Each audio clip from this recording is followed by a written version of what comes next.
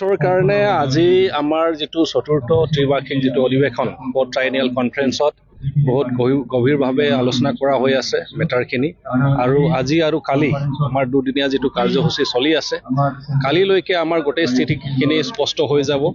২৬ৰ কাৰণে আমাৰ যিহেতু দল এটা সুকীয়া দল ইউনাইটেড পিপলছ পাৰ্টি লিবাৰেল আৰু দল হিচাপে আমাৰ যিটো প্ৰস্তুতি চলাব লাগে গ্ৰাছৰুটত সেইখিনি আমি চলাই গৈছোঁ আৰু আজি যিটো কনফাৰেন্স এই কনফাৰেন্সৰ জৰিয়তে আমি গম পালোঁ যে আমাৰ ৱৰ্কাৰ্ছসকল আমাৰ যিসকল কৰ্মীসকল আছে তেখেতসকলে বহুত উৎসাহ উদ্দীপনাৰে তেখেতসকলে কাম কৰি আছে, ৰাইজৰ লগত তেখেতসকলে মত বিনিময় কৰি আছে, তেখেতসকলে সুসম্পৰ্ক ৰাখি আছে আৰু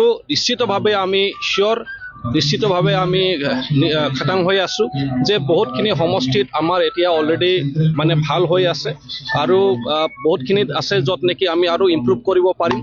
তো তেনেকুৱাকৈ আমাৰ প্ৰস্তুতি আৰম্ভ হৈ গৈছে। তো সেইকাৰণে আমাৰ UPPL দলৰ হৈ আমি বৰ্তমান দল হিচাপে আমাৰ শক্তিশালী কৰিব লাগে, আমাৰ দলৰ স্থিতি যিটো মজবুত কৰিব লাগে, ৰাইজৰ লগত যিটো সুসম্পৰ্ক ৰাখিব লাগে কাৰণ ৰাইজে আমাক ভোট দিব। তো সেইখিনি প্ৰক্ৰিয়াত আমি আগবাঢ়ি আছোঁ। কিমানটা সমষ্টি 15টা সমষ্টিতে খেলিব আপোনালোকে?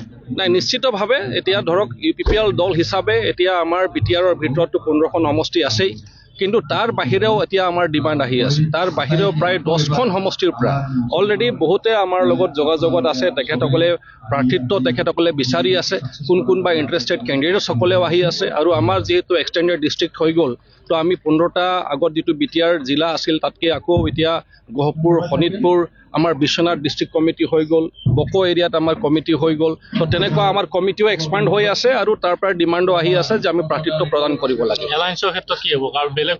এলায়েন্সৰ ক্ষেত্ৰত সেইখিনিয়ে কথা আজি পতা হৈ আছে। আজি যিহেতু ট্ৰাইনিয়েল কনফাৰেন্স চলি আছে, কালিলৈকে আপোনালোকে স্পষ্ট এনচাৰ পাই যাব।